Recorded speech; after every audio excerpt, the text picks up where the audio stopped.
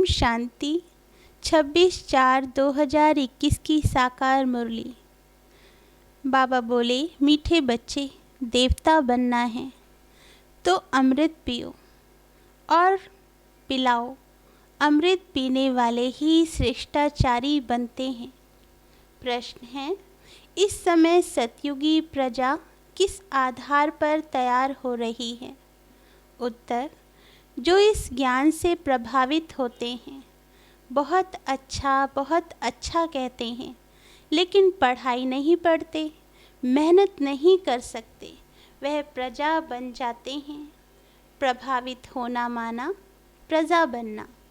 सूर्यवंशी राजा रानी बनने के लिए तो मेहनत चाहिए, पढ़ाई पर पूरा अटेंशन हो, याद करते और कराते रहें तो ऊंच पद मिल सकता है।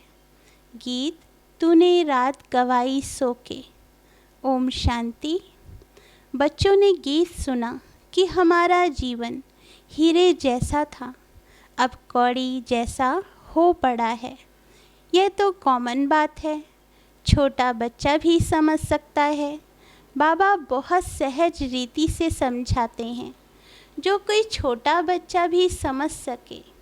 सत्यनारायण की कथा सुनाते हैं तो छोटे छोटे बच्चे भी बैठ जाते हैं, परंतु वे सत्संगों आदि में जो सुनाते हैं वे सब हैं कथाएं। कथा कोई ज्ञान नहीं, बनी बनाई कहानियाँ हैं। गीता की कहानी, रामायण की कहानी, भिन्न भिन्न शास्त्र हैं जिनकी कहानियाँ बैठ सुनाते हैं, वे सब हैं कथाएं। कहानियों से कोई फ़ायदा होता है क्या? यह है सत्यनारायण की अर्थात नर से नारायण बनने की सच्ची कहानी। यह सुनने से तुम नर से नारायण बन जाएंगे। यह अमर कथा भी हुई। बाबा बोले, तुम निमंत्रण देते हो कि आओ अमर कथा तुमको सुनाएं, तो तुम अमर लोक में चले जाएंगे। तो कोई नहीं समझते, शास्त्रों की कहानी सुनते आते हैं, मिलता कुछ भी नहीं।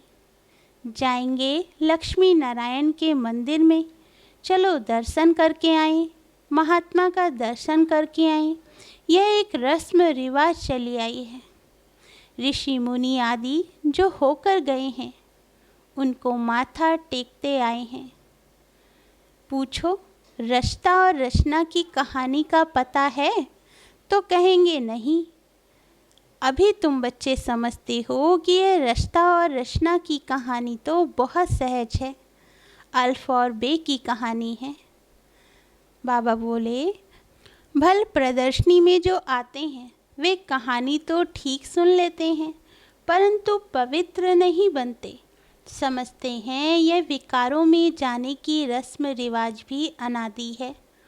मंदिर में देवताओं के आगे जाकर गाते हैं, आप संपूर्ण निर्विकारी हो, फिर बाहर आकर कहते हैं विकार में जाना तो अनादि है। इस बगैर दुनिया कैसे चलेगी?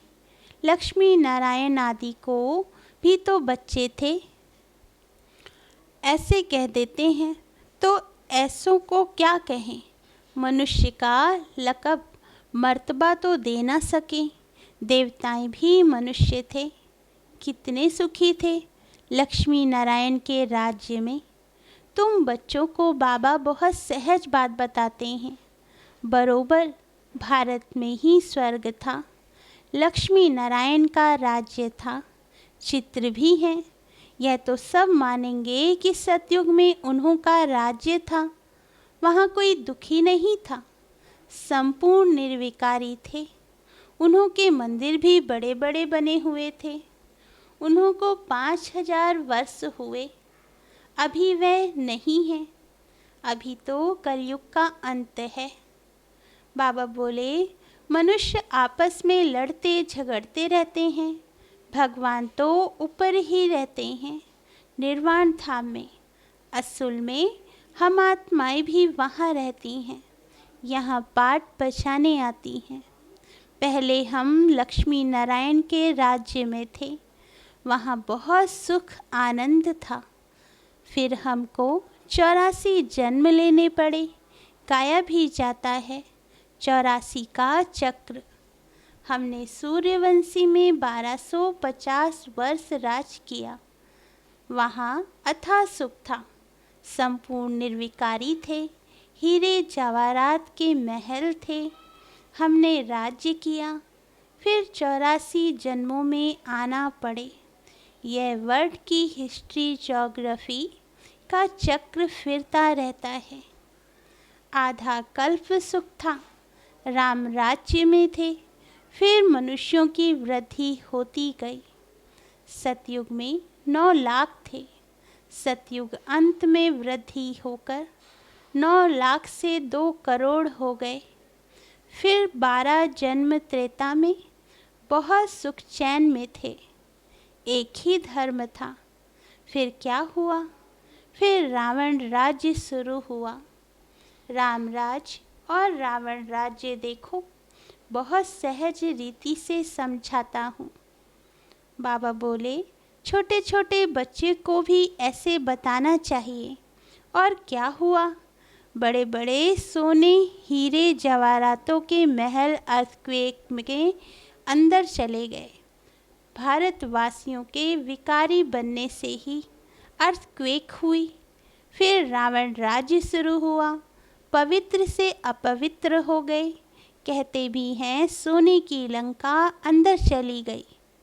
कुछ तो बचा होगा ना, जिससे फिर मंदिर आदि बनाए होंगे।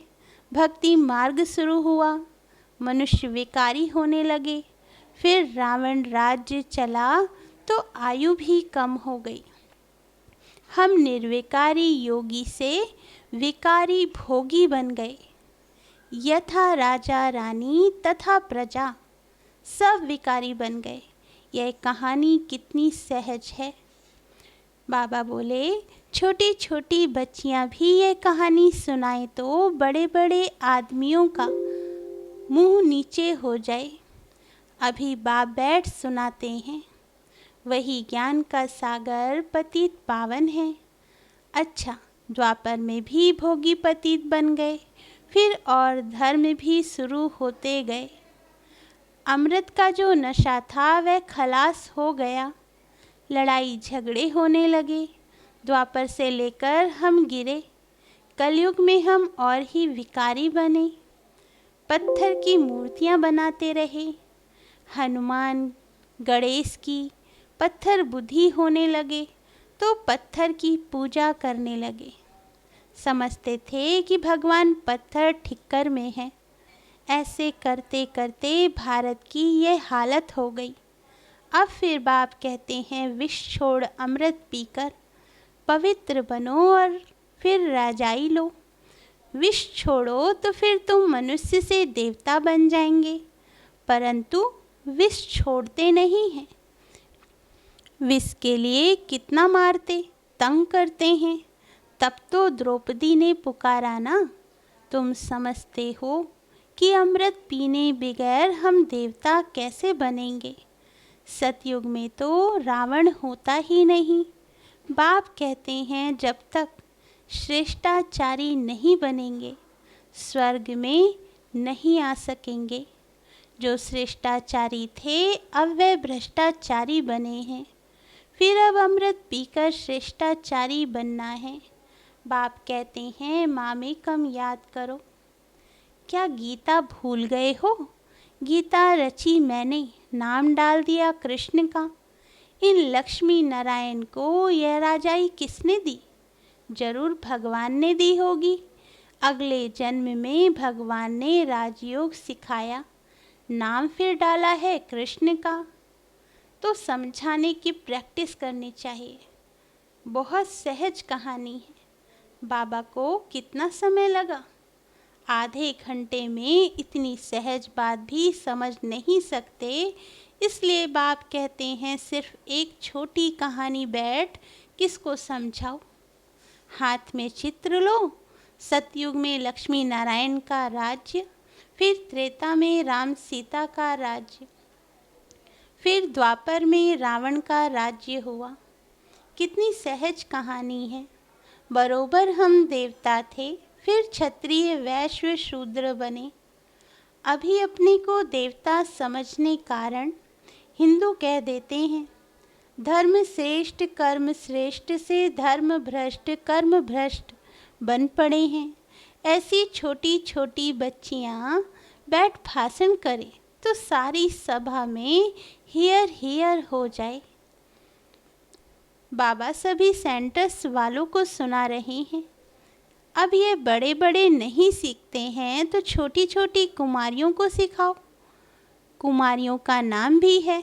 दिल्ली बॉम्बे में बहुत अच्छी अच्छी कुमारियां हैं, पढ़ी लिखी हैं। उनको तो खड़ा हो जाना चाहिए। कितना काम कर सकती हो। अगर कुमारियां खड़ी हो जाएं तो नाम वाला हो जाए। साहूकार घर की जो हैं वह मुश्किल हिम्मत रखती हैं। साहूकारी का नशा रहता है। दहेज आदि मिलता है तो बस कुमारियां शादी कर काला मुंह कर देती हैं और सबके आगे झुकना पड़ता है। तो बाप कितना सहज समझाते हैं, परंतु पारस बुद्धि बनने का ख्याल ही नहीं आता। देखो, जो नहीं पढ़ते हैं वह भी आजकल MP MLA आदि बन गए हैं। पढ़ाई से तो क्या क्या बन जाते हैं। यह पढ़ाई तो बहुत सहज है, औरों को भी जाकर सिखाना चाहिए, परंतु श्रीमत पर नहीं चलते तो पढ़ने। बाबा बोले, परंतु श्रीमत पर नहीं चलते तो पढ़ते भी नहीं हैं। बहुत अच्छी अच्छी कुमारियां हैं, परंतु अपना ही नशा चढ़ा हुआ है। थोड़ा काम किया तो समझती हैं हमने बहुत काम किया है। अभी तो बहुत काम करना है। आजकल फैशन में ही कुमारियां रहती हैं। वहाँ तो नेचुरल श्रृंगार रहता है, यहाँ तो कितना आर्टिफिशियल श्रृंगार करते हैं। सिर्फ बाल बनाने में ही कितने पैसे देते हैं। यह है माया का पंप। फॉल ऑफ माया रावण राज्य, फिर राइज ऑफ राम राज्य। अब राम राज्य स्थापन होता है, परंतु तुम मेहनत तो करो ना। तुम क्या बनेंगे? अगर पढ़ेंगे नहीं तो वहाँ जाकर पाई पैसे की प्रजा बनेंगे। आजकल के बड़े बड़े आदमी वहाँ की सब प्रजा में आ जाएंगे। साहूकार लोग सिर्फ अच्छा अच्छा कह अपने धंधे में लग जाते हैं, बहुत अच्छा प्रभावित होते हैं। फिर क्या, आखिर क्या होगा? वह जाकर प्रजा बनेंगे। प्रभावित माना प्रजा। जो मेहनत करते हैं वह राम राज्य में आ जाएंगे। समझानी तो बहुत सहज है। इस कहानी के नशे में कोई रहे तो बेड़ा पार हो जाए। हम शांति धाम में जाएंगे, फिर सुख धाम में आएंगे। बस याद करते कराते रहना है, तभी ऊंच पद पाएंगे। बाबा बोले, अटेंशन पढ़ाई पर देना है। चित्र हाथ में हो। जैसे बाबा जब लक्ष्मी नारायण की पूजा करते थे तो चित्र जेब में पड़ा रहता था। चित्र छोटे भी हैं, लॉकेट में भी हैं, उन पर समझाना है। यह है बाबा, उन द्वारा वर्षा मिल रहा है। अब पवित्र बनो, बाप को याद करो। कितनी नॉलेज इन मेडल्स बैच में है। इनमें सारा ज्ञान है। इन पर समझाना बहुत सहज है। सेकंड में बाप से स्वर्ग की जीवन मुक्ति का वर्षा कोई को भी समझाएं तो जीवन मुक्ति पद का अधिकारी बन जाए। बाकी पढ़ाई अनुसार ऊंच पद पाएंगे। तो बाबा बोले, पिछाड़ी में आएंगे तो सही ना, वृद्धि तो होनी है। देवी देवता धर्म ऊंच है, वह भी तो बनेंगे ना। प्रजा तो लाखों बनेगी। सूर्यवंशी बनने में मेहनत है। सर्विस करने वाले ही अच्छा पद पाएंगे। उनका नाम भी बाला है। कुमार का है, जनक है, अच्छा सेंटर संभाल रही है, कोई खिटपिट नहीं है। बाप कहते हैं, see no evil, talk no evil. फिर भी ऐसी ऐसी बातें करते रहते हैं। ऐसे ऐसे क्या जाकर बनेंगे? इतनी सहज सर्विस भी नहीं करते। छोटी छोटी बच्चियां भी ये समझा सकती हैं, सुना सकती हैं। बंदर सेना भी मशहूर है। सीताएं जो रावण की जेल में फंसी हुई हैं, उन्हों को छुड़ाना है। कथाएं तो क्या क्या बना दी हैं। ऐसे कोई भाषण करे, बाकी सिर्फ कहते हैं। फलाना बहुत प्रभावित हुआ। पूछो तुम क्या बनना चाहते हो? सिर्फ दूसरों को कहेंगे इनका ज्ञान बहुत अच्छा है, खुद समझते कुछ भी नहीं। इससे क्या फ़ायदा? अच्छा, मीठे मीठे सिकिल दे बच्चों प्रति माता पिता बाप दादा का याद प्यार और गुड मॉर्निंग। रूहानी बाप की रूहानी बच्चों को नमस्ते। धारणा के लिए मुख्य सार। फर्स्ट पॉइंट, पारस बुद्धि बनने के लिए पढ़ाई पर पूरा पूरा ध्यान देना है। श्रीमत पर पढ़ना और पढ़ाना है। हद की साहूकारी का नशा, फैशन आदि छोड़ इस बेहद सेवा में लग जाना है। Second point, hear no evil see no evil. कोई भी व्यर्थ बातें नहीं करनी है। किसी पर प्रभावित नहीं होना है। सबको सत्य नारायण की छोटी सी कहानी सुनानी है। वरदान, नॉलेज के लाइट माइट द्वारा अपने लक को जगाने वाले सदा सफलता मूर्त भव। वरदान का सार, जो बच्चे नॉलेज की लाइट और माइट से आदि मध्य अंत को जानकर पुरुषार्थ करते हैं, उन्हें सफलता अवश्य प्राप्त होती है। सफलता प्राप्त होना भी लक की निशानी है। नॉलेजफुल बनना ही लक को जगाने का साधन है। नॉलेज सिर्फ रचयिता और रचना की नहीं, लेकिन नॉलेजफुल अर्थात हर संकल्प, हर शब्द और हर कर्म में ज्ञान स्वरूप हो, तब सफलता मूर्त बनेंगे। अगर पुरुषार्थ सही होते भी सफलता नहीं दिखाई देती है, तो यही समझना चाहिए कि ये असफलता नहीं, परिपक्वता का साधन है। स्लोगन, न्यारे बनकर कर्मेंद्रियों से कर्म कराओ तो कर्मातीत स्थिति का अनुभव सहज कर सकेंगे। अच्छा, ओम शांति।